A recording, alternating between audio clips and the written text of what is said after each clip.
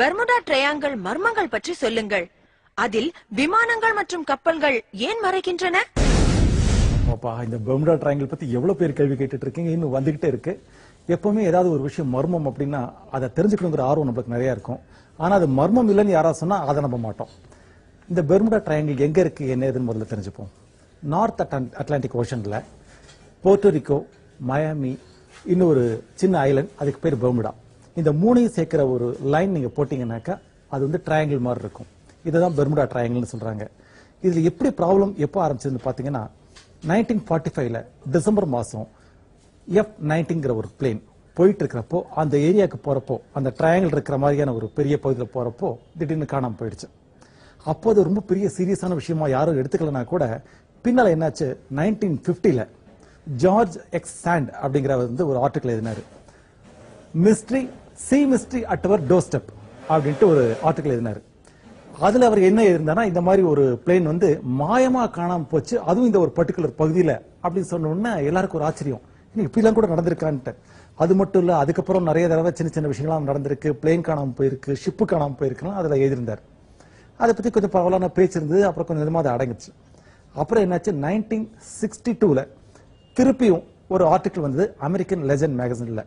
இந்த மாதிரி அந்த பிளேன் காணாம போனதை பத்தி யாரும் பெருசா எடுத்துக்கல. ஆனா அதுல பெரிய மர்மம் இருந்திருக்கு. என்ன அப்படின்னா, அந்த பிளேன்ல இருக்கிற பைலட் என்ன சொல்லியிருக்காரு, பிளேன் ஓட்டிட்டு இருக்கிறப்போ அது எப்படி காணாம போச்சு, காணாம போறதுக்கு கொஞ்சம் முன்னால அவர் கத்திருக்காரு, திடீர்னு எனக்கு கண்ணை மறைக்குது, காம்பஸ் தறிகிட்டு ஓடுது, எதிர்க்க கடல் தண்ணி பூரா கிரீன் கலர்ல இருக்கு, இல்ல நான் கிரீன் சொல்லிட்டே இருக்கிறப்போ அது வெள்ளையா மாறிடுச்சு அப்படின்ட்டு அவர் கத்திட்டே இருக்கிறப்போ அவர் குரல் மறைஞ்சு போய் பிளேனும் மறைஞ்சு போயிருக்கு அப்படிங்கிற ஆர்டிகல் படிச்ச உடனே குப்புன்னு ஒரு பெரிய பரபரப்பு எழுந்தது. அதுக்கப்புறம் என்ன ஆச்சு, 1964ல வின்சென்ட் கேடிஸ்ங்கிறவர் என்ன இருக்காரு, இதே மாதிரி ப்ராப்ளம்லாம் சொல்லிட்டு தி டெட்லி பெர்முடா ட்ரையாங்கிள் அப்படின்ட்டு அதுக்கு ஒரு பேரை கொடுத்தாரு. அப்போ பெர்முடா ட்ரையாங்கிள்ங்கிற அந்த பேர் வந்து ரொம்ப பிரபலமாச்சு. இந்த மாதிரி ஆயிட்டே இருக்கிறப்போ எல்லாம் இதுக்கு வந்து ரொம்ப இம்பார்ட்டன்ஸ் கொடுக்காத இந்த பட்சத்துல அடிக்கடி அந்த பக்கத்துல காணாம போகுது, ஷிப்பும் சரி பிளேன்ஸும் சரி, போயிட்டே இருக்கிறப்போ மறைஞ்சிருது அப்படிங்கிற ரூமருக்கு மேல ஒரு படி போக ஆரம்பிச்சாங்க. ஏலியன்ஸ் வந்து அங்க இருக்காங்க, யூஎஃப்ஓ அடிக்கடி அந்த பக்கம் வருது, அண்டர் வாட்டர்ல வந்து ஒரு பெரிய டெக்னாலஜி இருக்கு, அதுல இருந்து இந்த மாதிரி ஆகுது, காணாம போன அட்லாண்டிஸ் அந்த கான்டினென்ட் அதோடைய ரிமைனிங் டெக்னாலஜி மூலமா அந்த பிளேனை மறைய வைக்கிறாங்க, பாதியிலிருந்து அப்படியே மறைஞ்சு டக்குன்னு ஒரு சக் பண்ணி மேல இழுக்கப்பட்டு மார்ஸுக்கு போயிடுது. இப்படி வதந்திகளுக்கு அளவே இல்லாம போயிட்டு இருந்தது. 1975ல லாரன்ஸ் டேவிட் குட்ஸ் அப்படிங்கிறவர் என்ன பண்ணாரு, ஒரு ஆர்டிகல் எழுதினாரு, தி பெர்முடா ட்ரையாங்கிள் மிஸ்டரி சால்வ்ட் அப்படின்ட்டு. அதுல அவர் என்ன சொல்லியிருக்காருன்னா, உலகத்துல பல இடங்கள்லயும் சரி விமானம் கப்பல் எல்லாம் காணாம போகுது, இல்ல மூழ்கி போகுது, ஆக்சிடென்ட்ல மாட்டுது. அந்தந்த ஏரியால இருக்கிற குவான்டிட்டி எவ்வளவுன்னு பாத்தீங்கன்னா அதை விட பெர்முடா ட்ரையாங்கிள் காணாம போனது அல்ல ஆக்சிடென்ட் ஆனது அளவுல கம்மி தான். ஆனா ஒரு புரளியா கிளப்பி விட்டதுனால தான் இந்த அளவு பேசுறாங்க. இன்னொன்னு பாத்தீங்கன்னா, காணாம போனதா சொல்லப்பட்ட அந்த பிளேனோ அல்லது அந்த கப்பலோ கொஞ்ச நாள் கழிச்சு கொஞ்சம் லேட்டா திருப்பி போய் சேர்றப்போ அதை வந்து ஜாஸ்தி மென்ஷன் பண்ணவே இல்லை, பண்ணாலும் அதை யாரும் பெருசா எடுத்துக்கல. சில இடங்களை காணாம போறது தவறா நினைக்கப்பட்ட பிளேனோ கப்பலோ அது ஒழுங்கா தான் போயிட்டு இருந்திருக்கு, ஆனா அது பயந்து போய் ஒரு ரூமர் மாதிரி வந்துருச்சு.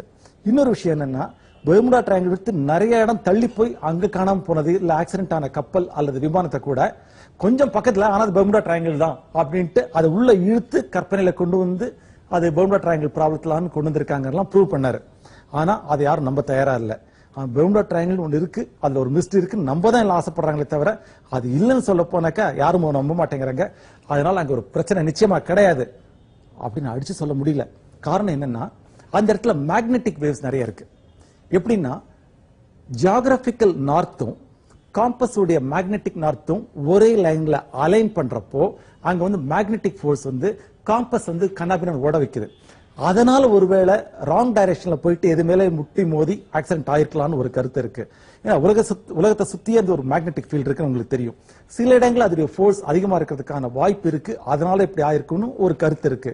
அதனால இது நிச்சயமா இருக்கு இல்லைன்னு யாராலையும் சொல்ல முடியல. இருக்கு அப்படின்னு நம்ப தான் தயாரா இருக்காங்க, இல்லன்னு யாராவது ப்ரூவ் பண்ணா அதை நம்ப யாரும் தயாரா இல்ல.